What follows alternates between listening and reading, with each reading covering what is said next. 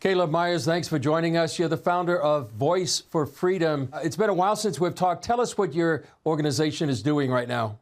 Around 250 people were kidnapped and brought into captivity in the hands of Hamas. Right now, there's still 136 of them left in captivity.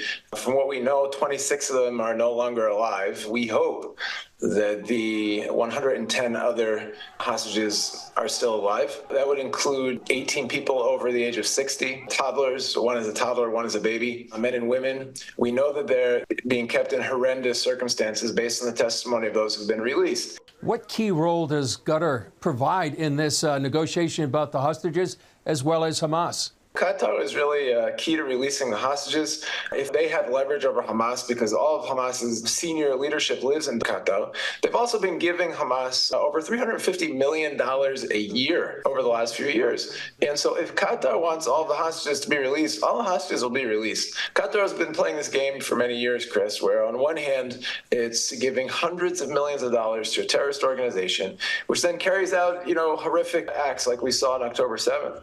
On the other hand, it wants to maintain a good relationship with the West. Just a few days ago, the United States government decided to renew the deal to put the U.S.'s largest military base outside of U.S. soil in Qatar, so it renewed that for another 10 years. We feel like the world needs to have a serious conversation with Qatar and say that it needs to make a choice. Either it should be aligned with the West and Western values, people who appreciate life, protect life, or it's aligned with the terrorist organizations, in which case it should be boycotted by Western governments and Western societies. What's the strategy you're involved in at the moment to bring the hostages home? We've been taking these delegations of family members of hostages to tell their story around the world. We were in Geneva, Washington, D.C., Brussels, Strasbourg, Paris, London, and Madrid, meeting with decision makers and international media.